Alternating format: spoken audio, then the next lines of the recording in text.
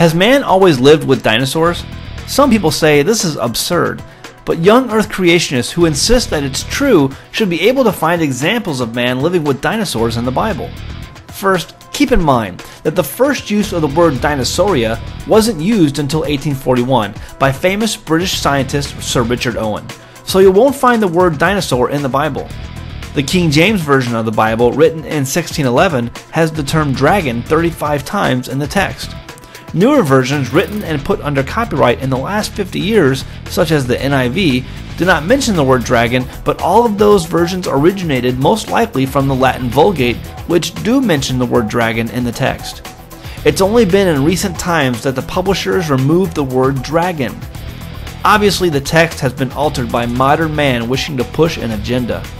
So if dragons, or dinosaurs, lived with man, wouldn't we see references in the Bible?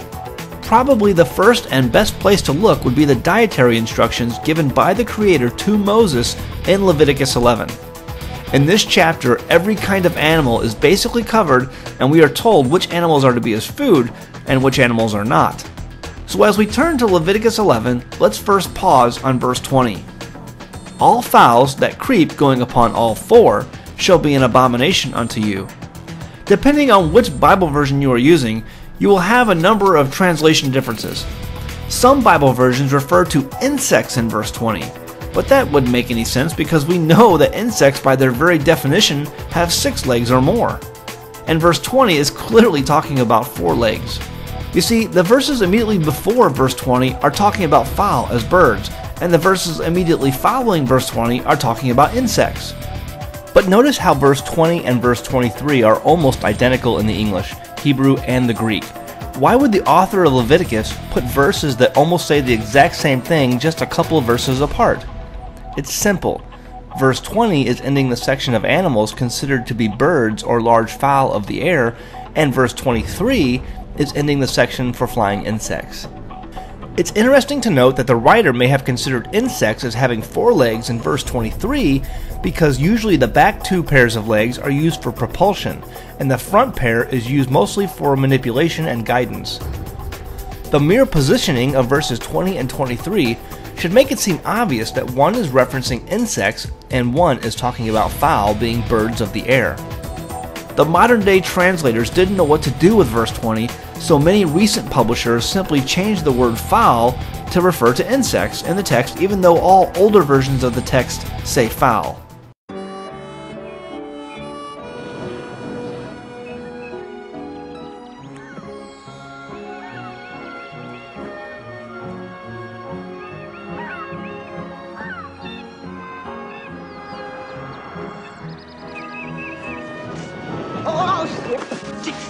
What was that? No.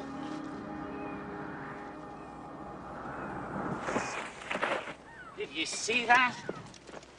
You know there are still people who won't believe they could fly? I tell you, the sky was once filled with them. I'm looking for Dr. Robert Hugh. Oh, is either of you a paleontologist? I desperately need a paleontologist. No, we're high school students. Oh, pity. Paleontology today clearly teaches that pterosaur-type animals were quadrupeds and walked on all fours. They were animals that flew in the air and would clearly be described as fowl in Leviticus chapter 11.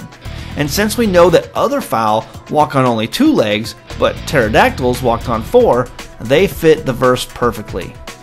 Modern day translators have a lot to answer for in changing the text of the scripture to adapt to their modern worldly way of thinking. In doing so, they have misled millions turning to the word of the Father for understanding. While verse 20 would account for flying pterosaurs, what about land dinosaurs? The text in Leviticus 11 makes clear that only animals with a split hoof and those that chew the cud are to be considered food. That would of course remove many animals, including any known predatory and grass-eating dinosaurs. Leviticus 11 verse 26.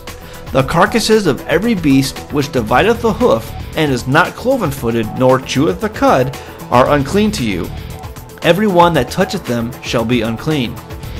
Then we see an interesting verse in Deuteronomy 7 verse 22. And the Lord thy God will put out those nations before thee little by little. Thou mayest not consume them at once, lest the beasts of the field increase upon thee. Here we see the 12 tribes of Israel are standing before the Jordan River, ready to go into the land promised to their forefather Abraham. However, in the midst of the land exist many pagan people whom Israel is going to have to fight in order to live there. It will take time to inhabit all the land and occupy it. Rather than empty the land of all the pagans at once to allow Israel to move in right away, the Father keeps them there in order to maintain the land so that the beasts of the field would not become too numerous. This is approximately 750 years after the flood, and while dinosaurs did not grow as large as they once did during pre-flood times due to a collapsed canopy and other variables, they were still a formidable force in the land if encountered in great numbers. Think about it. God is clearly saying for the benefit of his people, he doesn't want the beasts to increase in the land. Well, he can't be talking about beasts such as deer or antelope or other game animals. Those would be a huge benefit to someone coming into the land and would provide a much needed food source. It's not likely he's talking about lions and bears, as a group of trained hunters can be quite skillful at hunting and taking down large predatory animals of that size. We know at the time Israel and its 12 tribes had well-trained armies ready to deal in offensive tactics. Lions and bears would have been no match for groups of hunters or soldiers with shields and spears. It's obvious what is being referenced in Deuteronomy 7 verse 22 are beasts that are much more formidable in the land. How many soldiers or hunters would it take to bring down a T-Rex? How many hunters would be necessary to track and bring down predatory animals such as Velociraptor?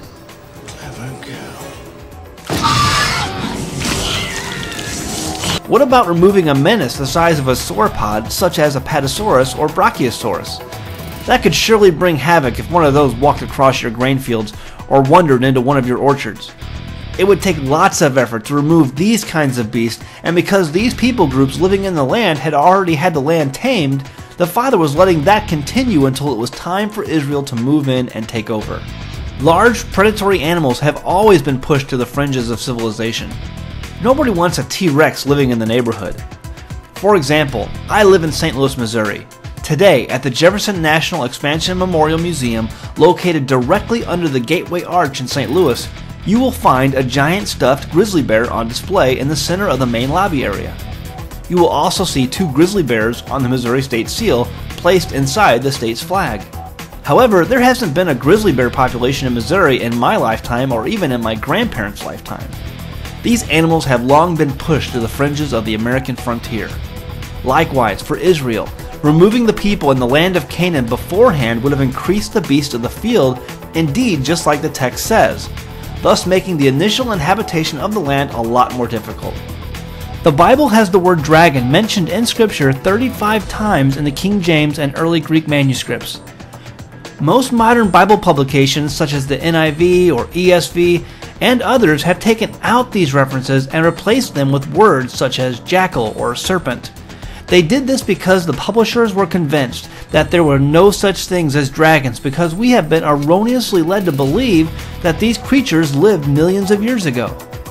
Let's take a look at another example in Nehemiah chapter 2 verse 13.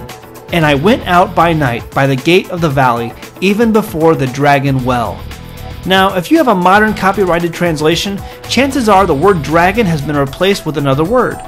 But in all ancient manuscripts, the word used in this verse is dragon. The dragon well is commonly known to refer to the Gihon spring, located in a cave underneath Jerusalem. This was a vital water resource for the early settlers of Jerusalem. Gihon means gushing or bursting forth, and legend has it that the spring inside the cave would burst forth large amounts of water in a short period of time and then subside with no water. The early legends about this spring continued during the ages, with people in the area attributing the strange water burst to a dragon that supposedly lived in the cave below the spring. Today, the water no longer gushes out in the spring, and it's mostly believed that the bursting forth of water was due to an underground siphon system that probably collapsed over the years. Today, the Gihon spring gives its water at a pretty reliable pace.